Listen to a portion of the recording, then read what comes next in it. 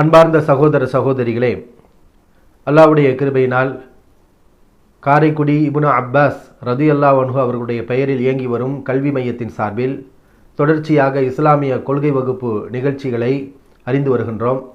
அதன் தொடர்ச்சியாக இன்று 2வது பகுதி 4வது வகுப்பு. இந்த வகுப்பில் நாம் எதை பற்றி அறிந்து கொள்ள இருக்கிறோம் என்றால், நபிகள் நாயகம் ஸல்லல்லாஹு அலைஹி வஸல்லம் அவர்களுடைய தோழர்களுடைய விளக்கங்கள் எந்த இடத்தில் கண்டிப்பாக நாம் ஏற்றுக்கொள்ள வேண்டும். நபி ஸல்லல்லாஹு அலைஹி வஸல்லம் அவருடைய தோழர்களுடைய விளக்கங்களை எந்த இடத்தில் கண்டிப்பாக நாம் மாற்று கருத்து இல்லாமல் அப்படியே அதையும் நாம் மார்க்கத்தின் முக்கியமான ஒரு விஷயமாக ஏற்றுக்கொள்ள வேண்டும் என்பதை பற்றி அறிந்து கொள்ள இருக்கின்றோம். சஹாபாக்களுடைய விளக்கங்களை பொறுத்தவரை நம்பிக்கை தொடர்பாக அவர்கள் பேசிய விளக்கங்கள் ஒரு வகை, அமல்கள், சட்டங்கள், வியாபாரம், கொடுக்கல் வாங்கல், இது தொடர்பாக ஃபிக்ஹ் ரீதியில் அவர்கள் சொன்ன கருத்துக்கள் இன்னொரு வகை. அவர்கள் கூறிய மார்க்க சட்டங்கள் தொடர்பான கூற்றுக்களை பொறுத்தவரை அதில் அவர்கள் ஆய்வு செய்து, குர்ஆன் ஹதீஸை ஆய்வு செய்து அவர்களுடைய கருத்துக்களை தெரிவிப்பார்கள். இவ்வாறு அவர்கள் தெரிவிக்கக்கூடிய கருத்து பெரும்பாலும் சரியான கருத்துக்களாகத்தான் இருக்கும். சில சட்டங்களில் சஹாபாக்களுக்கு மத்தியிலேயே கருத்து வேறுபாடு இருக்கும். ஒரு சஹாபி ஒரு சட்டத்தை சொல்வார், அதற்கு மாறுபட்டு இன்னொரு நபித்தோழர் வேறு விதமான சட்டங்களை கூறுவார். இவ்வாறு சஹாபாக்களுக்கு மத்தியில் கருத்து வேறுபாடு இருக்கக்கூடிய சட்டங்கள் தொடர்பான கூற்றுக்கள், அல்லது மனிதன் என்ற அடிப்படையில் அவர்கள் ஒரு ஹதீஸ் கிடைக்காத காரணத்தினால் தவறுதலாக அவர்கள் சொன்ன கருத்துக்கள், இவற்றையெல்லாம் இஸ்லாமிய சமூகம் ஒரு பார்வையில் பார்க்கின்றது. அவர்கள் தவறுதலாக சொன்ன விஷயங்களை ஏற்றுக்கொள்ள வேண்டும்ங்கிற அவசியம் கிடையாது. அதே நேரத்தில் அவர்களுக்கு மத்தியில் ஒருங்கிணைந்த ஒரு கருத்து நமக்கு சொல்லப்படுகிறது என்றால் அதற்கு நாம் முக்கியத்துவம் கொடுக்க வேண்டும். இது ஃபிக்ஹ் ரீதியில் சஹாபாக்கள் சொன்ன கருத்துக்கள். அதே நேரத்தில் நபித்தோழர்கள் அகீதா தொடர்பான கூற்றுக்களையும் அதிகமாகவே கூறியிருக்கிறாங்க. அகீதா அப்படின்னா நம்பிக்கை, அல்லாஹ்வை பற்றி, மறுமையை பற்றி, மலக்குமார்களை பற்றி, ஒரு முஸ்லிம் நம்ப வேண்டிய விஷயங்களை பற்றி, கபருடைய வாழ்க்கையை பற்றி, கடந்த காலத்தில் நடந்த விஷயங்களை பற்றி, இனி நடக்கப் போகின்ற, எதிர்காலத்தில் நடக்கப் போகின்ற விஷயங்களை பற்றி, மறுமையில் சொர்க்கம், நரகம், இப்படி ஒரு மனிதனால் சுயமாக சிந்தித்து சொல்ல முடியாத, இப்போ ஃபிக்ஹ் சட்டங்களை பொறுத்தவரை அவர்கள் சுயமாக சிந்தித்து ஒரு சில கருத்துக்களை தெரிவிக்க முடியும். ஆனால் நாம் பேசப்போகின்ற தலைப்பு இந்த உரையில் எதை பற்றியது என்றால், சுயமாக சிந்தித்து சொல்ல முடியாமல் நபிகள் நாயகம் ஸல்லல்லாஹு அலைஹி அவர்களிடம் மட்டும் கேட்டுத்தான் அவற்றை பேச முடியும் என்ற அடிப்படையில் இருக்கக்கூடிய சஹாபாக்களுடைய கூற்றுக்கள். இந்த கூற்றுக்களை பொறுத்தவரை அவற்றை ஒரு முஸ்லிம் கண்டிப்பாக ஏற்றுக்கொள்ளத்தான் வேண்டும். இது நபித்தோழர்களுடைய கூற்றுகளாக நமக்கு அறிவிக்கப்பட்டாலும் நேரடியாக பார்க்கும்போது சஹாபாக்கள் நேரடியாக அதை பேசுவாங்க, அவங்களுடைய கூற்றுக்களாக அது அறிவிக்கப்பட்டிருக்கும். இந்த அடிப்படையில் இருக்கக்கூடிய அவர்களுடைய கூற்றுக்கள் பார்ப்பதற்கு நபித்தோழர்களுடைய கூற்றுக்களாக அவை தெரிந்தாலும் உண்மையில் அது சஹாபாக்களுடைய சுய கருத்து கிடையாது. அவர்கள் ரசூலுல்லாஹி ஸல்லல்லாஹு அலைஹி வஸல்லம் அவரிடம் கேட்டுத்தான் இது போன்ற செய்திகளை அறிவிக்க முடியும். என சஹாபாக்களை பொறுத்தவரை அவர்கள் பொய் சொல்லாதவர்கள். மற்ற எவர்களுக்கும் இல்லாத தனிச்சிறப்பு சஹாபாக்களுக்கு இருக்கு.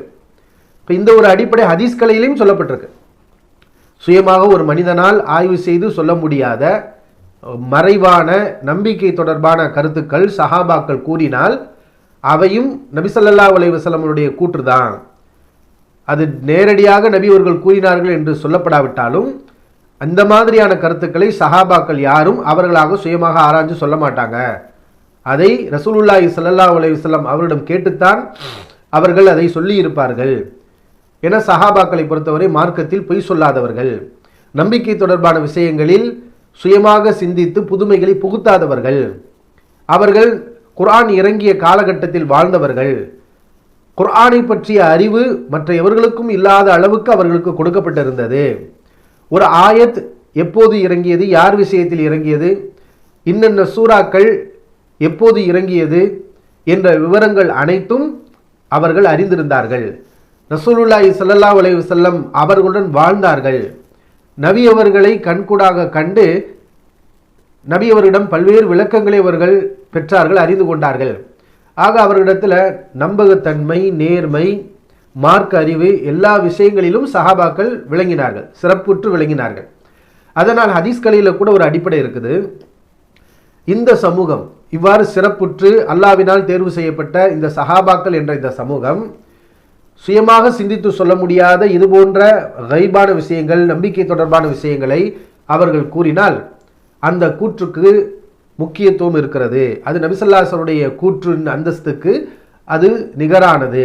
அந்த கூற்றுக்களையும் நாம் கண்டிப்பாக ஏற்றுக்கொள்ளத்தான் வேண்டும் என்ற ஒரு அடிப்படை இருக்கின்றது. இதற்கு நிறைய ஆதாரங்களே இருக்கிறது. ஒரு சில ஆதாரங்களை நாம் தெரிந்து கொள்வோம். அல் பக்ரா 2வது அத்தியாயம் 137வது வசனத்தில் அல்லாஹ் சொல்கின்றான், ஃபைன் ஆமனு பிமிஸ்லிமா ஆமன்தும் பிஹி ஃபகத் இஹ்ததவ். நீங்கள் ஈமான் கொண்டது போல் அவர்களும் ஈமான் கொண்டால் அவர்கள் நேர்வழி பெற்று விடுவார்கள். நீங்கள் என்று அல்லாஹ் இந்த ஆயத்தில் யாரை சொல்றான்னா சஹாபாக்களை பார்த்து சொல்றான், நபித்தோழர்களை பார்த்து சொல்றான். நீங்கள் ஈமான் கொண்டது போல் மற்ற மக்களும் ஈமான் கொண்டால் அதுதான் நேர்வழி, அப்பொழுதுதான் அவர்கள் நேர்வழி பெற முடியும் என்று இந்த ஆயத்தில் அல்லாஹ் குறிப்பிடுகின்றான். ஆக தெள்ள தெளிவாக அல்லாஹ்வே கூறிவிட்டான், சஹாபாக்கள் எதை ஈமான் கொண்டார்களோ, எதை நம்பிக்கை கொண்டார்களோ அந்த விஷயங்களை எல்லாம் நாம் நம்பிக்கை கொள்ள வேண்டும். அவர்கள் ஒரு விஷயத்தை ஈமான் என்று நம்பிக்கை கொள்ளும்போது அது தவறு, அது இணை வைப்பு, அது வழிகேடு என்று ஒரு மனிதன் சிந்தித்தால் இவன்தான் வழிகேட்டுக்கு போய்விடுவான்.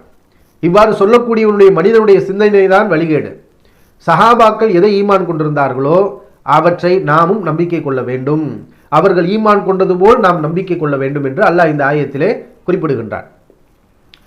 3வது அத்தியாயம் 110வது வசனத்தில் அல்லாஹ் சொல்கின்றான், குன்தும் ஹைர உம்மத்தின் உஹ்ரிஜத் லின்னாஸ். நீங்கள் தான் சிறந்த சமூகமாக இருக்கின்றீர்கள். யாரை பார்த்து அல்லாஹ் சொல்கின்றான்? நம்மை பார்த்து கிடையாது. இந்த ஆயத்து இறங்கும் போது நீங்கள் தான் சிறந்த சமூகம் என்று அல்லாஹ் யாரை பார்த்து சொல்கிறான் என்றால் சஹாபாக்களை பார்த்து சொல்கின்றான். நீங்கள் தான் சிறந்த சமூகம். இப்போ அல்லாஹ்வினால் சிறந்த சமூகம் என்று சான்றளிக்கப்பட்ட சமூகம்தான் சஹாபாக்கள். ஏன் அல்லாஹ் அவங்களை சிறந்தவங்கன்னு சொல்லி காட்டுறான்? எல்லா விஷயத்திலையும் அவர்கள் சிறப்புற்று விளங்கினார்கள். நமக்கு வேற யாருக்கும் இல்லாத சிறப்புகளை அல்லாஹ் அவர்களுக்கு கொடுத்திருக்கின்றார். இந்த மார்க்கத்தை கற்பதற்கும் அதை பிறருக்கு கற்பிப்பதற்கும் அல்லாஹ்வினால் தேர்வு செய்யப்பட்டவர்கள் சஹாபாக்கள். சஹாபாக்கள் தான் அல்லாஹ் தேர்வு பண்ணான். நபி குர்ஆனையும் ஹதீஸையும் கற்பதற்கு அல்லாஹ்வினால் தேர்வு செய்யப்பட்ட சமூகம் யார்? சஹாபாக்கள். இப்போ அவர்கள் மார்க்கத்தை, குர்ஆனையும் ஹதீஸையும் அல்லாஹ்வின் தூதர் ஸல்லல்லாஹு அலைஹி வஸல்லம் அவரிடமிருந்து கற்றார்கள். கற்று அதை மிகச் சிறப்பாக அடுத்து வந்த சமூகங்களுக்கு அவர்கள் எடுத்துரைத்தார்கள், கற்றுக் கொடுத்தார்கள். ஏன்னா அல்லாஹ் அவங்களை சிறந்த சமூகம் என்று அங்கீகரித்து அவர்களை தேர்வு செய்திருக்கின்றார். இந்த மார்க்கத்துக்காகவே அல்லாஹ்வால் தேர்வு செய்யப்பட்ட ஒரு சமூகம்தான் சஹாபாக்கள். அப்போ அவர்களுடைய நம்பிக்கை, அவர்களுடைய இது மாதிரியான கருத்துக்கள் எல்லாம் நாம் ஏற்றுக்கொள்ள வேண்டும். நபிகள் நாயகம் ஸல்லல்லாஹு அலைஹி வஸல்லம் அவர்களும் சொல்லி காட்டுகின்றார்கள். சஹீஹுல் புகாரியில் 6695வது ஹதீஸ், 6695வது ஹதீஸ், ஹைருக்கும் கருணி, உங்களில் சிறந்தவர் எனது நூற்றாண்டை சார்ந்தவர், அதற்கு பிறகு அடுத்த தலைமுறையில் சிறப்புற்று விளங்குவார்கள், இதற்கு அடுத்த சிறப்பில் சும்மல்லதீன எலுனகும், அதற்கு அடுத்த தலைமுறையினர் என்று நபி ஸல்லல்லாஹு அலைஹி அவர்கள் சொல்லி காட்டுறாங்க. சொல்லிட்டு சொல்றாங்க, இதுக்கு பின்னாடி ஒரு சில கூட்டங்கள் உருவாகும். நேர்ச்சை செய்வார்கள், நிறைவேற்ற மாட்டார்கள், ஏன்னா தக்குவா இருக்காது, அல்லாஹ் மேல பயம் இருக்காது. மோசடி செய்வார்கள், அவர்கள் சாட்சிக்கு அழைக்கப்படாமலேயே சாட்சி சொல்வார்கள். இப்போ பொய் சாட்சி சொல்லக்கூடியவர்கள் எல்லாம் உருவாகுவார்கள். இப்போ நம்பகத்தன்மை, நேர்மைத்தன்மை இல்லாதவர்கள் எல்லாம் பிற்காலத்தில் உருவாகுவாங்க. நம்பகத்தன்மை, நேர்மைத்தன்மை இவற்றுக்கெல்லாம் முன்மாதிரியாக இருக்கக்கூடியவர்கள், எல்லாவற்றிலும் சிறப்புற்று விளங்கக்கூடியவர்கள் நீங்கள் தான் என்று ரசூலுல்லாஹி ஸல்லல்லாஹு அலைஹி அவர்கள் சஹாபாக்களை பார்த்து தான் சொல்லி காட்டுகின்றார்கள். அப்போ அல்லாஹ்வினாலும் அல்லாஹ்வுடைய தூதர் ஸல்லல்லாஹு அலைஹி வஸல்லம் அவர்களினாலும் சிறப்பிக்கப்பட்ட ஒரு சமூகம்தான் இந்த சஹாபாக்கள். இப்போ அவர்களுடைய நோக்கம் இஹ்லாஸ், மன தூய்மையை பற்றி அல்லாஹ்வே அங்கீகரிக்கின்றார். 48வது அத்தியாயம் 29வது வசனம் அல்லாஹ் சொல்லுவா, முஹம்மது ரசூலுல்லா, முஹம்மது அல்லாஹ்வுடைய தூதர், வல்லதீன மஅஹு, இவருடன் இருக்கக்கூடியவர்கள், முஹம்மது ஸல்லல்லாஹு அலைஹி வஸல்லம் இருக்கக்கூடிய அவருடைய தோழர்கள் எப்படிப்பட்டவர்கள்? அஷித்தாவு அலல் குஃபார், நிராகரிப்பாளரிடம் கடுமையாகவும், ருஹமாவு பைனஹும், தங்களுக்கிடையே கருணையாகவும் நடந்து கொள்வார்கள். தராகும் ருக்கான் சுஜ்ஜதன், அவர்களை ருக்கு செய்தவர்களாக, சுஜூது செய்தவர்களாக நபியை நீ காண்பீர். எபுத்தகுன ஃபதுலம் மினல்லாஹி வ ரிதுவானா, அவர்கள் அல்லாஹ்வுடைய அருளையும் கிருபையையும் தேடுவார்கள். அப்போ இவங்க யாருன்னா சஹாபாக்களை பற்றி அல்லாஹ் சொல்கிறான், அல்லாஹ்வுடைய அருளையும் கிருபையையும் அவர்கள் தேடுவார்கள் அப்படின்னு அல்லாஹ் சொல்றான். இப்போ சஹாபாக்களுடைய நபித்தோழர்களுடைய நோக்கத்துக்கு அல்லாஹ் அங்கீகாரமே கொடுக்குறான். அவங்களுடைய நோக்கம் சிறந்தது, உயர்ந்தது, மன தூய்மை வாய்ந்தது, அவர்கள் அல்லாஹ்வுடைய திருப்பொருத்தத்தை நாடித்தான் செயல்படுவார்கள் அப்படின்னு அல்லாஹ் அங்கீகாரம் கொடுக்குறான். சஹீஹுல் புகாரியில் 7276வது ஹதீஸ், அதில் சொல்லப்படுது, நபிகள் நாயகம் ஸல்லல்லாஹு அலைஹி வஸல்லம் சொல்கிறாங்க, இன்னல் அமானத்த நஸலத் மினஸ் ஸமாய் ஃபி ஜத்ரி குலூபிர் ரிஜால். மனிதர்களுடைய உள்ளத்தின் ஆழத்தில் வானத்திலிருந்து அமானிதம் இறங்கியது. பிறகுதான் குர்ஆன் இறங்கியது. மக்கள் குர்ஆனை ஓதினார்கள், கற்றுக்கொண்டார்கள். வஅலிமு மினஸ் சுன்னா, நபி மொழியையும் அதன் பிறகுதான் மக்கள் அறிந்து கொண்டார்கள். இப்போ இந்த ஹதீஸை நபி ஸல்லல்லாஹு அலைஹி வஸல்லம் சொல்கிறாங்க. இதிலிருந்து நம்ம புரிகிற விஷயம் என்னன்னு சொன்னால், குர்ஆனையும் ஹதீஸையும் சஹாபாக்கள் அறிந்து கொண்டாங்க. அதை அறிந்து கொள்வதற்கு முன்னால் முதலில் அல்லாஹ் எதை இறக்கினான் என்றால், நபித்தோழர்களுடைய உள்ளங்களில் அமானத் என்ற அமானிதத்தை, உண்மை, நேர்மை, நியாயம், அமானிதத்தை பாதுகாப்பது என்ற ஒரு நற்குணத்தை அல்லாஹ் இறக்கினான். இப்போ முதல் விஷயம் என்னன்னு சொன்னால், அமானிதம், நேர்மை, நம்பகத்தன்மை முக்கியம். குர்ஆன் ஹதீஸை பேசுவது இரண்டாவது. முதலாவது அமானிதத்தை தான் அல்லாஹ் இறக்கி, அது அவருடைய உள்ளங்களில் இறங்கிய பிறகுதான் அல்லாஹ் அவர்களுக்கு குர்ஆனை கற்றுக் கொடுத்தான், நபிமொழிகளை கற்றுக் கொடுத்தான் என்ற செய்தியை ரசூலுல்லாஹி ஸல்லல்லாஹு அலைஹி அவர்கள் சொல்லி காட்டுகின்றார்கள். இப்போ நாளைக்கு கியாமத் நாளில் முதல் அமானிதம் தான் எடுக்கப்படும். அப்போ இந்த ஒரு சிறப்பு சஹாபாக்களை தவிர வேற யாருக்கும் இல்லை.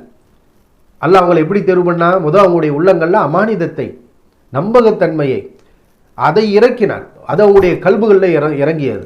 பிறகு அவர்கள் உள்ளங்களில் குர்ஆனையும் ஹதீஸ்களையும் சுமந்தார்கள். இவ்வாறு சிறந்த ஒரு சமூகமாக சஹாபாக்கள் விளங்குகிறார்கள். எனவே இப்படிப்பட்டவர்கள் ஒரு விஷயத்தை, நம்பிக்கை தொடர்பான விஷயங்களை சொல்கிறாங்கன்னா அவங்கள பொய்யா சொல்லுவாங்க அப்படின்னு யோசிக்க முடியுமானா யோசிக்க முடியாது. அப்படி ஒரு முஸ்லீம் யோசித்தால் அவன் இஸ்லாத்தை விட்டு வெளியே போயிடுவான். சஹாபாக்கள் பொய் சொல்லுவாங்க, ஏன்னா மார்க்கத்தை மறுக்கக்கூடிய நிலைக்கு போய் விடுவார்கள். இப்போ சஹாபாக்கள் ஒரு சுயமாக சிந்தித்து சொல்ல முடியாத விஷயங்களை எல்லாம் சொல்கிறாங்கன்னு சொன்னால் அது எல்லாமே அவர்களுடைய கூற்றுக்கள் கிடையாது. அது அல்லாஹ்வின் தூதர் ஸல்லல்லாஹு அலைஹி வஸல்லம் அவரிடமிருந்து அவர்கள் கற்றறிந்த கருத்துக்கள் என்பதை நம்ம தெரிஞ்சுக்கணும். ஏன்னா சஹாபாக்களை பொறுத்தவரை எந்த ஒரு விஷயம் அவங்களுக்கு மார்க்கத்தில் ஒரு தெரிந்து கொள்ள வேண்டிய விஷயமா இருந்தாலும் அல்லாஹ்வின் தூதர் ஸல்லல்லாஹு அலைஹி வஸல்லம் இருந்து கேட்டு தெரிஞ்சுக்கிடுவாங்க. கேட்கக்கூடாத கேள்விகளை கேட்க மாட்டாங்க. இன்றைக்கி சில பேர் வழிகட்ட சிந்தனையில் உள்ளவங்க பார்த்தீங்கன்னா எப்போ பார்த்தாலும் கேள்வி கேட்டுக்கிட்டே இருப்பாங்க. அந்த கேட்குற கேள்வியெல்லாம் தேவையான கேள்வியாக இருக்குமானா கிடையாது. அது நம்மளை குழப்பத்தில் தள்ளி குஃப்ருக்கு இழுத்துட்டு போகக்கூடிய கேள்வியாக தான் இருக்கும். அப்போ இந்த மாதிரி தேவையில்லாமல் வாயடிக்கக்கூடியவர்கள் சஹாபாக்கள் கிடையாது. ரசூலுல்லாஹி ஸல்லல்லாஹு அலைஹி வஸல்லம் தங்களுக்கு ஒரு விஷயம் தெரியலை அப்படின்னு சொன்னால் உடனடியாக அதை கேட்டு தெளிவு பெற்றுக்கொள்வாங்க, மார்க்கத்தை அறிவை வளர்த்து கொள்வார்கள். அப்படிப்பட்ட ஒரு சிறந்த சமூகம். இதுக்கு உதாரணமாக ஒரே ஒரு ஹதீஸை நம்ம தெரிஞ்சுக்கிறோம். சஹீஹுல் புகாரியில் 6937வது ஹதீஸ். குர்ஆனில் 6வது அத்தியாயம் 82வது வசனம், அல்லதீன ஆமனு வலம் எல்பிசு ஈமானஹும் பிதுல்மி, ஈமான் கொண்டு தங்களுடைய ஈமானில் அநியாயத்தை கலக்காமல் இருக்கக்கூடிய மக்களுக்கு அல்லாஹ்வுடைய பாதுகாப்பு உண்டு, அவர்களே நேர்வழி பெற்றவர்கள் என்ற குர்ஆன் ஆயத் இறங்குகிறது. ஈமான் கொண்டு தங்களுடைய ஈமானில் அநியாயத்தை கலக்காமல் இருக்கக்கூடியவர்களுக்கு அல்லாஹ்வுடைய பாதுகாப்பு உண்டுங்கிற ஆயத் இறங்குது. இந்த ஆயத்தை இறங்கினோடனே நபித்தோழர்களுக்கு ஒரு பெரிய சங்கடம் ஏற்படுது. அவங்க நபி ஸல்லல்லாஹு அலைஹி வஸல்லம் உடனே வந்து, அல்லாஹ்வின் தூதரவர்களே, ஐயுனா லம் யதுலிம் நஃப்ஸஹு, எங்களில் யார் தான் அவருடைய உள்ளத்துக்கு அநியாயம் செய்யலை, யார் தான் அவங்க தனக்கு அநியாயம் செய்யலை, ஏன்னா எல்லாரும் நாங்கள் அநியாயம் பண்ணிக்கிட்டு தான் இருக்கோம், பாவங்களை செஞ்சுக்கிட்டு தான் இருக்கிறோம், பாவம் செய்யாத மனிதர் உலகத்தில் யார் இருக்கிறா அப்படின்னு கேட்குறாங்க. இப்போ சஹாபாக்கள் சொல்கிறாங்க, நீங்கள் நினைக்கிற மாதிரி இல்லை, ஈமானில் அநியாயத்தை கலக்கக்கூடாது என்றால் இங்கே அநியாயம் என்பது ஒரு மனிதன் செய்யக்கூடிய சாதாரண தவறுகளை பற்றி அல்லாஹ் சொல்லலை. அந்த தவறுகளை எல்லா மனிதனும் செய்யத்தான் செய்கிறான். அந்த தவறுகளை பற்றி அல்லாஹ் சொல்லவில்லை. அல்லாஹ் இங்கே சொல்லக்கூடிய அநியாயம் என்பது இணை வைப்பு. அப்போ அல்லாஹ்வை ஈமான் கொள்ள வேண்டும். அந்த ஈமானில் கொஞ்சம் கூட இணை வைப்பை நாம் கலந்து விடக்கூடாது. இணை வைப்பு இல்லாமல் தூய்மையான அடிப்படையில் அல்லாஹ்வை மட்டும் நான் நம்பிக்கை கொள்ள வேண்டும் அப்படிங்கிற விளக்கத்தை ரசூல் ஸல்லல்லாஹு அலைஹி அவர்கள் சஹாபாக்களுக்கு சொல்லிக் கொடுத்து குர்ஆனுடைய ஒரு ஆயத்தையும் நபித்தோழர்களிடம் மேற்கோள் காட்டுகிறார்கள். 31வது அத்தியாயம் 13வது வசனத்தை நபி அவர்கள் சஹாபாக்கள்கிட்ட ஓதி காட்டுறாங்க. லுக்மான் அலைஹிஸ்ஸலாம் தன்னுடைய மகனிடத்தில் சொன்னதை நீங்கள் பார்க்கவில்லையா? அவர் குர்ஆனில் என்ன சொல்கிறார்? யா புனைய லா துஷ்ரிக் பில்லா, என் அருமை மகனை நீ அல்லாஹ்வுக்கு இணை கற்பிக்காதே, இன்ன ஷிர்க லதுல்முன் அதீம், நிச்சயமாக இணை கற்பித்தல் மிகப்பெரிய அநியாயம். அப்போ இணை கற்பிப்பதைத்தான் அவர் மிகப்பெரிய அநியாயம் என்று அல்லாஹ் குர்ஆனில் சொல்லி காட்டுறான். அதனால் இந்த ஆயத்தில் சொல்லப்படுகின்ற இணை அநியாயம் என்பது இணை வைப்பு, அது இணை வைப்பு இல்லாமல் அல்லாஹ்வை நம்ப வேண்டும் என்று இந்த ஆயத்து பேசுகின்றது என்று சஹாபாக்களுக்கு விளக்கம் கொடுத்தாங்க. இப்படித்தான் நபித்தோழர்கள் நம்பிக்கை தொடர்பான எந்த ஒரு விஷயமாக இருந்தாலும் அவர்கள் சுயமாக அவங்க எதையுமே பேச மாட்டாங்க. நபித்தோழர்கள் அல்லாஹ்வின் தூதர் ஸல்லல்லாஹு அலைஹி வஸல்லம் சென்று அவரிடம் விளக்கத்தை கேட்டு அறிந்து கொள்வார்கள். இன்னொரு செய்தியை தெரிஞ்சுக்கிறோம். சஹீஹுல் புகாரியில் 5002வது ஹதீஸ், அப்துல்லா இப்னு மஸ்ஊத் ரலியல்லாஹு அன்ஹு அவங்க அறிவிக்கிறாங்க. அவங்களே சொல்றாங்க பாருங்களேன், அல்லாஹ்வின் மீது ஆணையாக அல்லாஹ்வுடைய வேதத்தில் எந்த ஒரு சூரா இறங்கினாலும் இல்லா அன அலமு ஐன உன்சிலத், அந்த சூரா எங்கே இறங்கியது என்பது எனக்கு தெரியும். வலா உன்சிலத் ஆயத்தும் மின் கிதாபில்லா, அல்லாஹ்வுடைய வேதத்தில் எந்த ஒரு வசனம் இறங்கினாலும் இல்லா அன அலமு ஃபீம உன்சிலத், அந்த வசனம் எதற்காக இறங்கியது, யார் விஷயத்தில் இறங்கியது, எப்போது இறங்கியது என்ற விவரங்கள் எல்லாம் எனக்கு தெரியும். என்னை விட அல்லாஹ்வுடைய வேதத்தை பற்றி அறிந்த ஒருவர் இருக்கிறார் என்ற செய்தி எனக்கு கிடைத்தால் எவ்வளவு தூரமாக இருந்தாலும் அந்த தூரத்தை பொருட்படுத்தாமல் அங்கே சென்று நான் அவரிடம் இருக்கக்கூடிய கல்வியை கற்றுக்கொள்வேன், அறிந்து கொள்வேன் அப்படிங்கிற செய்தியை சொல்லி காட்டுறாங்க. இப்போ இதுதான் சஹாபாக்களுடைய நிலைமை. அவங்களுக்கு குர்ஆனை பற்றி அறிவு இருக்குது, எப்போது இறங்கியது, குர்ஆனுடைய வசனங்களுடைய உண்மையான விளக்கங்கள். இன்னும் சொல்லப்போனால் அவங்க தூய்மையான அரபுகள். வழிகேடு ஏன் உருவாகும்னா, குர்ஆன் அரபியில் இருக்குது, ஹதீஸ் அரபியில் இருக்குது. அந்த அரபு மொழியை பற்றி சரியான அறிவு இருந்தால் தான் மார்க்கத்தை உள்ளபடி சொல்ல முடியும். இன்றைக்கி நிறைய குழப்பங்கள் யாரால் வருதுன்னா, இந்த அரபு மொழியை சரியாக படிக்காதவர்களால் தான் குழப்பங்கள் வருகிறது. ஏன்னா அவங்க மொழி அறிவு இல்லை. சஹாபாக்களை பொறுத்தவரை அவங்க தூய்மையான அரபுகள். குர்ஆன் எந்த பாஷையில் இறங்கியதோ அந்த பாஷைக்கு உரியவர்கள். எனவே அவர்கள் அந்த குர்ஆனுடைய அர்த்தங்களையும் ஹதீஸ்களுடைய விளக்கங்களையும் உண்மையான அடிப்படையில் அறிந்திருந்தார்கள். சஹாபாக்களுடைய கூற்றுக்களை பொறுத்தவரை அதில் இன்னொரு விஷயத்தை நம்ம தெரிஞ்சுக்கணும். நிறைய சஹாபாக்களுடைய கூற்றுகள் பார்த்தோம்னா அது நபித்தோழருடைய கூற்றுகளாக நமக்கு அறிவிக்கப்பட்டிருக்கும். அதே கூற்றுக்கள் நபி ஸல்லல்லாஹு அலைஹி வஸல்லம் அவருடைய கூற்றுக்களாகவும் நமக்கு அறிவிக்கப்பட்டிருக்கு. இப்படி நிறைய இருக்குது, நிறைய செய்திகள் நம்ம பார்க்க முடியும். சஹாபியுடைய கூற்றாகவும் இருக்கும், அதே செய்தி நபி ஸல்லல்லாஹு அலைஹி வஸல்லம் கூற்றாகவும் வேறு சில அறிவிப்புகளில் அறிவிக்கப்பட்டிருக்கும். இப்படி நிறைய தகவல்களை நம்ம பார்க்குறோம். இதெல்லாம் ஏன் வருது அப்படின்னு கேட்டால், சஹாபாக்களை பொறுத்தவரை அவங்க சில நேரங்களில் நபி அவர்கள் கூறினார்கள் அப்படின்னு சொல்லி அறிவிச்சிருவாங்க நம்பிக்கை தொடர்பான செய்திகளை. சில நேரங்களில் நபி அவர்கள் சொன்னாங்கன்னு சொல்லாமல் டைரெக்டாக அந்த கருத்தை மக்கள்கிட்ட எடுத்து சொல்லிடுவாங்க. இப்படி அவர்கள் நிறைய பேசியிருக்கிறாங்க. அப்போ இந்த அடிப்படை நமக்கு என்ன உணர்த்துதுன்னு சொன்னால், சஹாபாக்கள் இந்த மாதிரி அவர்கள் நபி அவர்கள் சொன்னார்கள்னு சொல்லாமல் நேரடியாக அறிவிக்கக்கூடிய செய்திகள் எல்லாம் நபி அவர்கள்ட்ட கேட்ட செய்திகள் தான் அப்படிங்கிற ஒரு உண்மை இதிலிருந்து நம்ம என்ன செய்கிறோம், தெரிஞ்சுக்கிறோம். நம்பிக்கை தொடர்பாக சுயமாக சிந்தித்து சொல்ல முடியாத விஷயங்கள் எப்படி சொன்னாங்கன்னா அது நபிகளார்ட்ட கேட்டு தான் சொல்லியிருப்பாங்க. இதுக்கு உதாரணமாக 2 செய்திகள் நம்ம தெரிஞ்சுக்கிறோம். என்னென்னா, சஹீஹ் முஸ்லீமில் 5637வது ஹதீஸ். இந்த ஹதீஸில் நபி ஸல்லல்லாஹு அலைஹி வஸல்லம் கியாமத் நாளுடைய நெருக்கத்தில் ஆடை அணிந்தும் நிர்வாணிகளாக சில பெண்கள் உருவாகுவாங்க. அவங்க பெரிய கொண்டைகளை போட்டிருப்பாங்க, சாய்த்து நடப்பாங்க, பிற ஆண்களையும் சாய்ப்பார்கள். இவர்கள் நரகத்துக்கு போவாங்க, சொர்க்கத்தின் வாடையை கூட நுகர முடியாது அப்படின்னு ஒரு செய்தியை நபி அவர்கள் சொல்வதாக அபூ ஹுரைரா ரலியல்லாஹு அன்ஹு அவர்கள் அறிவிக்கிறாங்க. இப்போ இதே ஹதீஸு முவத்தா மாலிக், இமாம் மாலிக் ரஹ்மத்துல்லாஹி அவர்களுடைய முவத்தா என்ற அந்த கிதாபில் 1602வது செய்தியாக பதிவு செய்யப்பட்டிருக்கு. அது அபூ ஹுரைரா ரலியல்லாஹு அன்ஹு அவருடைய கூற்றாக அறிவிக்கப்பட்டிருக்கு. இதே செய்தி தான், ஆடை அணிந்து நிர்வாணிகளாக சில பெண்கள் இருப்பாங்க, அவங்க நரகத்துக்கு போவாங்க அப்படிங்கிற செய்தியை. அப்போ என்ன பார்க்குறோன்னு சொன்னால், சில நேரங்களில் அதை நபிகள் நாயகம் ஸல்லல்லாஹு அலைஹி வஸல்லம் சொன்னாங்கன்னு சொல்லுவாங்க. ஏன்னா இது சுயமாக சிந்திச்சு சொல்ல முடியாதுல்ல. நரகத்துக்கு யார் போவா, பிற்காலத்தில் இந்த மாதிரி கெட்ட பெண்கள் உருவாகுவாங்கலாம் சுயமாக ஒரு சஹாபி சொல்ல முடியுமா? அபூ ஹுரைரா ரலியல்லாஹு அன்ஹு அவங்க சுயமாக சிந்திச்சு சொல்ல முடியுமானா சொல்ல முடியாது.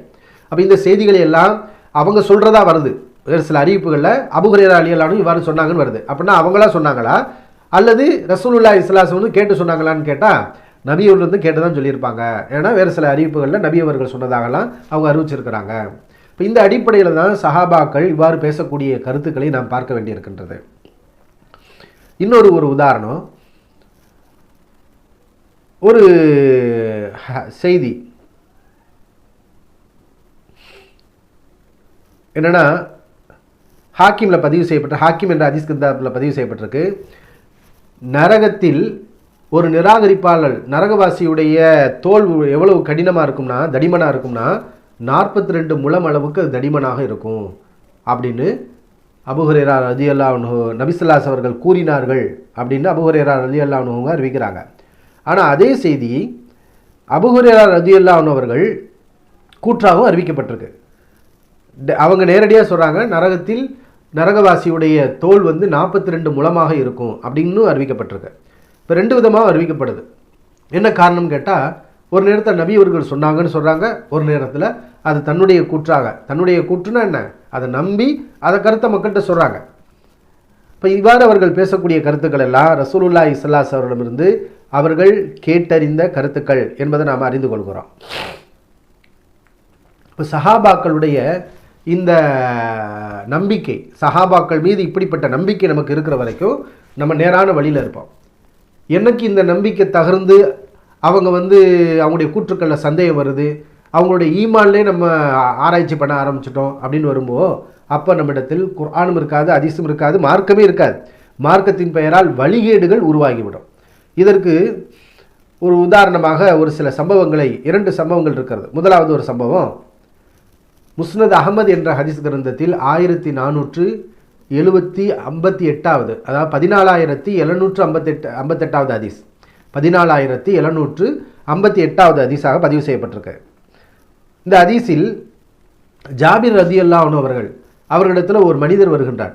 தொல்க் இப்னு ஹபீப் என்ற ஒரு தாபிஈ. அவர் ஜாபிர் ரலியல்லாஹு அன்ஹு அவர்களை, அவர் சஹாபி, ஜாபிர் ரலியல்லாஹு அன்ஹு அவர்கள் ஒரு நபித்தோழர். இப்போ அவரிடத்தில் குர்ஆனில் அல்லாஹ் பல்வேறு இடங்களில் நரகவாசிகளை பற்றி சொல்லும்போது, அவங்க நரகத்திலிருந்து நிரந்தரமாக கிடப்பார்கள், அதிலிருந்து அவர்கள் வெளியே வரமாட்டார்கள் அப்படின்னு அல்லாஹ் சொல்லி காட்டுறான். ஆனால் நீங்கள்லாம் முஸ்லீமாக இருக்கக்கூடியவர்கள் கொஞ்ச காலம் நரகத்தில் கிடப்பாங்க, அதற்கப்புறம் அல்லாஹ்வுடைய பரிந்துரை கிடைத்து அல்லாஹ் பரிந்துரை செய்ய அனுமதி கொடுப்பான். நபிமார்களும் நல்லடியார்களும் பரிந்துரை செய்வாங்க. நரகத்தில் கிடக்கக்கூடிய தங்களுடைய பாவங்களுக்கு தண்டனைகளை அனுபவித்த பாவிகள், ஈமான் கொண்டிருந்த பாவிகள், பிறகு அவர்கள் சொர்க்கத்துக்கு போவாங்க. பரிந்துரைக்கு பிறகு நரகத்திலிருந்து விடுவிக்கப்பட்டு சொர்க்கத்துக்குள் அனுப்பப்படுவார்கள் அப்படின்னு நீங்கள் சொல்லிட்டு இருக்கிறீங்க. ஆனால் குர்ஆனில் அல்லாஹ் நரகவாசிகள்லாம் நரகத்தை விட்டு வெளியவே வர முடியாது, அவங்க நிரந்தரமாக கிடப்பார்கள் அப்படின்னு அல்லாஹ் சொல்கிறான். அப்போ நீங்கள் சொல்கிறத எப்படி நம்புறது அப்படின்னு கேட்குறார். ஏன் இந்த குழப்பங்கள் வருதுன்னு சொன்னால், இதை உருவாக்குறது ஹவாரிஜிகள்ங்கிற ஒரு கூட்டம். சஹாபாக்களுடைய காலத்தில் சஹாபாக்கள் இந்த மாதிரி சிந்தனைகளை உருவாக்கலை. ஆனால் சஹாபாக்கள் அல்லாத நபர்கள், குர்ஆனை பற்றி தெரியாதவர்கள், சஹாபாக்கள் மீது நம்பிக்கை கொள்ளாதவர், குறிப்பாக சஹாபாக்கள் நம்புவது போல் நம்ப வேண்டும் என்ற ஒரு அடிப்படை இல்லாததனால் அவர்கள் நிறைய குழப்பங்களை உருவாக்குனாங்க. இந்த ஹவாரிஜுடைய குழப்பம்தான் எல்லா குழப்பங்களுக்கும் ஒரு மூலமாக இருந்துச்சு. இவங்க தான் அந்த வழியை திறந்து விட்டது. மார்க்கத்தில் நம்ம இஷ்டப்படி சிந்திக்கலாம் அப்படின்னு சொல்லி ஷியாக்கள், ராஃபிலாக்கள், கதரியாக்கள் இன்னும் நிறைய வழிகட்ட கூட்டம் உருவாச்சு. எல்லா வழிகட்ட கூட்டங்களுக்கும் மூல காரணி, அந்த வாசலை முத திறந்து விட்டவர்கள் யார் என்றால் ஹவாரிஜிகள். அப்போ ஏன் இந்த பிரிவுகள் எல்லாம், வழிகட்ட பிரிவுகள் எல்லாம் உருவாச்சு அப்படின்னு கேட்டால், சஹாபாக்கள் எப்படி நம்புனாங்களோ அப்படி நம்புவோங்கிற ஒரு அடிப்படை இருந்திருந்தால் இவங்களாம் உருவாகிருக்க மாட்டாங்க. நாங்கள் சஹாபாக்களோட பெரிய அறிவாளியில், அதாவது ஜாபிர் சொன்னதை நாங்கள் ஏற்றுக்கிறணும், அபூ ஹுரைரா சொன்னதை நாங்கள் ஏற்றுக்கிறணும், இப்னு அப்பாஸ் சொன்னதை நாங்கள் ஏற்றுக்கொள்ளணும், அவங்களாம் பெரிய அறிவாளிகளா, இப்போ அவங்களாம் தப்பு சொல்லுவாங்க, பொய் சொல்லுவாங்க அப்படிங்கிற ஒரு அவநம்பிக்கை நபித்தோழர் மேலே இருந்ததுடைய விளைவு, மார்க்கத்தின் பெயரால் நிறைய குழப்பங்களுக்குள் அவர்கள் சிக்கினார்கள், மார்க்கத்தை விட்டு தடமாறி போனார்கள். அப்போ அப்படிப்பட்ட ஒரு சிந்தனையில் இருந்த மனிதர் தான் இந்த கேள்வியை கேட்குறார். அப்போ ஜாபிர் ரலியல்லாஹு அன்ஹு அவங்க சொன்னாங்க, இங்கே வா, குர்ஆனை பற்றி உனக்கு நன்கு தெரியுமா, எனக்கு நன்கு தெரியுமா, ஹதீஸ்களை பற்றி அதிகம் அறிந்தவன் நானா நீயா? உண்மையிலே ஜாபிர் ரலியல்லாஹு அன்ஹு தான் குர்ஆனை அதிகமாக கற்றுருக்கிறாங்க. ஏன்னா அவங்க அல்லாஹ்வின் தூதரிடம் குர்ஆனை படிச்சிருக்காங்க. ஹதீஸ்கள் இவர் சஹாபி, இவருக்கு தான் தெரியும். அப்போ அவர் சொல்கிறார், தல்கு உங்களுக்கு தான் தெரியும். நீங்கள் மேற்கோள் காட்டக்கூடிய வசனங்கள், நரகவாசிகள் நரகத்திலிருந்து வெளிவர முடியாது, நிரந்தரமாக இருப்பாங்கன்னு நீங்கள் சொல்கிறீங்களே, அந்த ஆயத்துகள் எல்லாம் யாரை பற்றி பேசக்கூடிய ஆயத்து தெரியுமா? ஹுமுல் முஷ்ரிகூன், அவர்கள் எல்லாம் இணை வைப்பாளர்கள். இணை வைப்பாளர்களை பற்றி பேசக்கூடிய ஆயத்துக்களை நீங்கள் சொல்கிறீங்க. ஆனால் பரிந்துரை செய்வாங்க, நரகத்தில் ஒரு சாரார் தண்டிக்கப்பட்டு பிறகு சொர்க்கத்துக்குள் அனுப்பப்படுவார்கள், பரிந்துரை கிடைத்தவர்கள் சொர்க்கத்துக்குள் அனுப்பப்படுவார்கள் என்று நான் சொல்லக்கூடிய விஷயம், அந்த சாரார் இணை வைப்பாளர்கள் கிடையாது. அவங்க யார்? அவங்க முஸ்லிம்கள், அல்லாஹ்வுக்கு இணை வைக்காமல் மற்ற பாவங்களை செய்தவர்கள், அவர்களை பற்றி தான் நான் சொல்கிறேன். இது நானாகவும் சொல்லலை, இது ரசூலுல்லாஹி ஸல்லல்லாஹு அலைஹி அவர்களிடமிருந்து என்னுடைய 2 காதுகளால் நான் கேட்டு இருக்கின்றேன் அப்படின்னு சொல்லி இது தொடர்பாக இருக்கக்கூடிய குர்ஆன் ஆயத்துகள் மற்ற விஷயங்களை எல்லாம் அவங்களுக்கு எடுத்து காட்டுறாங்க. அப்போ அந்த மனிதர் தன்னுடைய தவறை உணர்ந்து அதிலிருந்து என்ன செய்கிறார், திருத்திக் கொள்கிறார் அப்படிங்கிற செய்தியை பார்க்குறோம். அப்போ இதுதான் சஹாபாக்களுடைய ஈமான் முக்கியத்துவம். அவர்கள் நம்புவது போல் நாம் நம்ப வேண்டும். நம்பாவிட்டால் இது போன்ற வழிகேட்டு சாராரோடு நம்ம போய் சேர்ந்துருவோம். அல்லாஹ் நம்மளை பாதுகாக்கணும். இன்னொரு செய்தியை நம்ம தெரிஞ்சுக்கிறோம். என்னென்னா, இந்த ஹவாரிஜ் என்பவர்கள் அலி ரலியல்லாஹு அன்ஹுவை ஏற்றுக்கொள்ள மாட்டாங்க. சஹாபாக்களில் பெரும்பாலான நபர்களை ஏற்றுக்கிற மாட்டாங்க. சஹாபாக்களை ஏற்றுக்கிற மாட்டாங்க. ஏன்னா அவங்களுக்கு என்னென்னா, மார்க்க வேணும், தொழுக வேணும், எல்லாம் வேணும், குரான் வேணும், எல்லாம் வேணும். ஆனால் சஹாபாக்கள் எங்களுக்கு வேண்டாம், சஹாபாக்கள் மேலே அவங்களுக்கு நம்பிக்கை இல்லை. இப்போ சஹாபாக்களை புறக்கணித்து அவங்க போனதுடைய விளைவு என்னன்னு பாருங்கள். அலி ரலியில் அவங்களுக்கு எதிராக ஆயிரக்கணக்கான ஹவாரிஜிகள் ஒரு இடத்துல திரண்டிருக்கிறாங்க. அலி முஸ்லீம் கிடையாது. யார்? ரசூலுல்லாஹ்வுடைய மருமகன், சொர்க்கத்து வாசி என்று சொல்லப்பட்டவர், ஒரு சிறந்த சஹாபி. அவரே முஸ்லீம் இல்லை அப்படின்னு சொல்லிட்டாங்க இந்த ஹவாரிஜிகள். இப்போ அவருக்கு எதிராக ஆயிரக்கணக்கான பேர் திரண்டிருக்காங்க. இப்போ இப்னு அப்பாஸ் ரலியல்லாஹு அன்ஹு அவங்க ஒரு சஹாபி. அவங்க என்ன சொல்கிறாங்க, நான் அந்த மக்கள்கிட்ட போய் பேச போகிறேன் அப்படின்ட்டு போகிறாங்க. இப்போ அலி ரலியல்லாஹு அன்ஹு வேண்டாம், உங்கள் விஷயத்தில் நாங்கள் ரொம்ப பயப்படுறோம், போகாதீங்க அப்படிங்கிறாங்க. இப்னு அப்பாஸ் ரலியல்லாஹு அன்ஹு இல்லை, ஒன்றும் பிரச்சனை இல்லை, நான் போய் அந்த மக்களுக்கு விளக்கம் கொடுத்து வழிகேட்டில் இருந்து அந்த மக்களை நம்ம மீட்டெடுக்கணும் அப்படின்ட்டு போகிறாங்க. நல்ல அழகான ஆடையை அணிஞ்சிட்டு போகிறாங்க. அவரை பார்த்தோனையுமே இந்த ஹவாரிஜிகள் என்ன செய்கிறாங்க, ஒரு கிண்டலா, என்ன இப்னு அப்பாஸ் என்ன ட்ரெஸ்ஸு வித்தியாசமாக போட்டிருக்கீங்க அப்படின்னு கேட்குறாங்க. அப்போ இப்னு அப்பாஸ் ரலியல்லாஹு அதுக்கு பதிலை கொடுக்குறாங்க, ரசூலுல்லாஹி ஸல்லல்லாஹு அலைஹி வஸல்லம் இந்த மாதிரி அழகான ஆடைகளை போட்டிருக்காங்களே, நாங்களே பார்த்துருக்கோமே அப்படிங்கிறாங்க. ஏன்னா இவங்க சஹாபி, மற்ற யாருமே சஹாபி கிடையாது.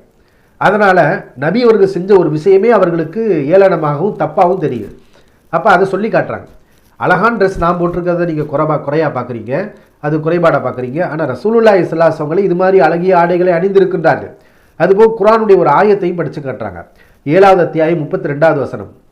குல், நபியை நீங்கள் கூறுங்கள், மன் ஹர்ரம ஸீனத்தல்லாஹி அல்லதி அஹ்ரஜ லிஇபாதிஹி, அல்லாஹ் தன்னுடைய அடியார்களுக்காக வெளிப்படுத்திய அலங்காரத்தை யார் தடுக்க முடியும்? அல்லாஹ் வெளிப்படுத்திய அந்த அலங்காரத்தை யார் தடுக்க முடியும் என்று நபியை நீங்கள் கேளுங்கள் அப்படின்னு அல்லாஹ் சொல்லக்கூடிய வசனத்தை மேற்கொள் காட்டுறாங்க. அதோட அந்த பிரச்சனையை விட்டுறாங்க ஹவாரிஜிகள். அப்போ இப்னு அப்பாஸ் ரலியல்லாஹு ஒரு முக்கியமான விஷயத்தை அந்த மக்கள்கிட்ட சொல்கிறாங்க. அதைத்துக்கும் மின் இந்தி சஹாபத்தின் நபி ஸல்லல்லாஹு அலைஹி வஸல்லம் மினல் முஹாஜிரின் வல் அன்சார், நபித்தோழர்கள், முஹாஜிர்கள், அன்சார்கள், அந்த சஹாபாக்கள் நபித்தோழர்களுடைய சார்பில் நான் வந்திருக்கின்றேன். நான் ஒரு தனி நபர் அல்ல, நான் முஹாஜிர்கள் அன்சாரிகளுடைய சார்பில் நான் வந்திருக்கின்றேன். எதற்கு தெரியுமா? அவர்கள் சொல்லக்கூடிய கருத்துக்களை உங்கள்கிட்ட சொல்கிறதுக்காக. சஹாபாக்கள்ங்கிறவங்க யார் தெரியுமா? ஃபலைஹிம் நஸல் அல் குர்ஆன், அவர்களிடம்தான் குர்ஆன் இறங்கியது, அவர்களுக்குத்தான் குர்ஆன் இறங்கியது. வஹும் அலமு பில் வஹி மின்கும், உங்களை விட அவர்கள் தான் வஹியை பற்றி நன்கறிந்தவர்கள். ஆனால் அந்த சஹாபாக்களை ஏற்றுக்கொள்ளாத உங்களில் ஒரு நபித்தோழர் கூட கிடையாது. உங்கள்கிட்ட யாராவது ஒரு நபித்தோழர் இருக்காரா? ஒருவர் கூட கிடையாது. அப்படிங்கிற இந்த செய்தியை சொல்லி அந்த மக்களுக்கு நீங்கள் ரொம்ப ஆபத்தான நிலையில் இருக்கிறீங்க அப்படிங்கிறத உணர்த்துறாங்க. அதுக்கப்புறம் அவங்க ஒரு 3 கேள்விகளை கேட்குறாங்க. அலி விஷயத்தில் நாங்கள் 3 விஷயம் இருக்குது, அதனால தான் நாங்கள் அவரை முஸ்லீமாக ஏற்றுக்கொள்ளவில்லை அப்படின்னு சொல்கிறாங்க. அப்போ அந்த 3 விஷயத்துக்கு இப்னு அப்பாஸ் ரலியல்லாஹு அன்ஹு அவர்கள் விளக்கம் கொடுக்குறாங்க. முதல் கேள்வி என்ன அப்படின்னு கேட்டோம்னா, முதல் கேள்வி என்னென்னா, அவங்க சொல்கிறாங்க, அலி அல்லாஹ்வுடைய விஷயத்தில் மனிதர்களுடைய தீர்ப்புகளை ஏற்றுக்கொண்டு விட்டார். அதாவது அவங்களுக்கு இந்த போர் விஷயங்கள்லாம் வரும்போது ஒரு மனிதரை நம்ம தலைவராக எடுத்துக்கிடுவோம், அவர் சொல்லக்கூடிய தீர்ப்பை நம்ம ஏற்றுக்குருவோம் அப்படின்ட்டு அவங்களுக்குள்ள ஒரு இணக்கமான முடிவு ஏற்பட்டுச்சு. அலி ரலி அவங்களுக்கு மத்தியிலையும் முஆவியா ரலியல்லாஹு அன்ஹு அவங்களுக்கு மத்தியில். இப்போ இந்த ஒரு பிரச்சனை எடுத்துக்காட்டி மனிதனுடைய தீர்ப்பை எப்படி அலி ரலியல்லாஹு அவங்க ஏற்றுக்கொள்ளலாம்? அல்லாஹ் குர்ஆனில் சொல்லி காட்டுற 6வது அத்தியாயம் 57வது வசனத்தில், இனில் ஹுக்மு இல்லா லில்லாஹ், அல்லாஹ்வை தவிர அதிகாரம் என்பது வேறு யாருக்கும் இல்லைன்னு அல்லாஹ் சொல்லி காட்டுறான். இப்போ மனிதர்களுக்கு இவர் அதிகாரத்தை வழங்கி இவர் காஃபிராகிவிட்டார். யார்? சஹாபி அலி ரலியல்லாஹு அவங்களே காஃபிர் அப்படின்னு சொல்லிட்டானுங்க. அப்போ இதற்கு இப்னு அப்பாஸ் ரலியல்லாஹு அவங்க விளக்கம் கொடுக்குறாங்க, இது நீங்கள் தப்பாக புரிஞ்சுருக்கிறீங்க, உண்மை இல்லை. ஏன்னா மனிதர்களும் சில விஷயங்களில் தீர்ப்பு வழங்குவாங்க, அல்லாஹ் மட்டும் தீர்ப்பு வழங்குறது கிடையாது. அல்லாஹ் அவனுடைய தீர்ப்பு வேற, மனிதர்களுக்கும் தீர்ப்பு வழங்கக்கூடிய அதிகாரம் இருக்குதுன்னு அல்லாவே குர்ஆனில் சொல்லி காட்டுறான். இஹ்ராம் அணிந்த நிலையில் வேட்டையாடக்கூடாது. ஆனால் ஒரு இஹ்ராம் அணிந்த நிலையில் முயல் போன்ற உயிரினங்களை வேட்டையாடிவிட்டால் அவர் பரிகாரம் கொடுக்க வேண்டும், எவ்வளவு பரிகாரம் கொடுக்கணுங்கிறத நம்பகமானவர்கள் தீர்ப்பளிப்பார்கள் என்று அல்லாஹ் குர்ஆனில் சொல்லி காட்டுறான். 5வது அத்தியாயம் 95வது வசனம், யஹ்குமு பிஹி தவா அத்லி மின்கும், உங்களின் நம்பகமான இருவர் இந்த தீர்ப்பை வழங்க வேண்டும் என்று அல்லாஹ் சொல்லி காட்டுறான். அப்போ சாதாரண முயல் இந்த மாதிரி பிராணிகளை வேட்டையாடினதுக்கே நம்பகமானவங்க தீர்ப்பு சொல்லுவாங்க, மனிதர்கள்ட்ட தானே அல்லாஹ் தீர்ப்பை ஒப்படைக்கிறான். அப்படிங்கிறப்போ முஸ்லீம்களுடைய ரத்தம், போர், சண்டை இந்த மாதிரி விஷயங்களில் ஒரு மனிதன் இன்னும் வழங்கக்கூடிய தீர்ப்பை அடிப்படையாக வச்சு அவங்களுக்குள்ள ஒரு இணக்கத்தை ஏற்படுத்துவது அது எப்படி தப்பாக போகும்? மனிதர்கள்ட்ட தீர்ப்பு தரக்கூடாது, அல்லாஹ் மட்டும் தான் தீர்ப்பு வழங்குவான்னு சொன்னால் பையன் அல்லாஹ் குர்ஆனில் சொல்லி காட்டுறான். இந்த மாதிரி விஷயங்களுக்கு மனிதர்கள் தீர்ப்பு வழங்குவாங்கன்னு அல்லாஹ் சொல்லி காட்டுறான், அந்த தீர்ப்பை ஏற்றுக்கொள்ளுங்கன்னு அல்லாஹ் சொல்கிறான் அப்படின்ட்டு கேட்குறாங்க. அதே மாதிரி இன்னொரு ஆயத் 4வது அத்தியாயம் 35வது வசனம், அதில் அல்லாஹ் சொல்கிறான், கணவன் மனைவி பிரியக்கூடிய நேரத்தில் அல்லாஹ் என்ன சொல்கிறான், 2 பேருக்கு மத்தியில் பிரச்சனை வருதா, அவர் தரப்புல இருந்து ஒருவரையும் பெண் தரப்புல இருந்து ஒருவரையும் ஒரு தீர்ப்பாளரையும் நீங்கள் அனுப்புங்கள் அப்படின்னு. ஃபபாத்து ஹக்கமம் மின் அஹ்லிஹா வ ஹக்கமம் மின் அஹ்லிஹி ஃபபாத்து ஹக்கமம் மின் அஹ்லிஹி வ ஹக்கமம் மின் அஹ்லிஹா.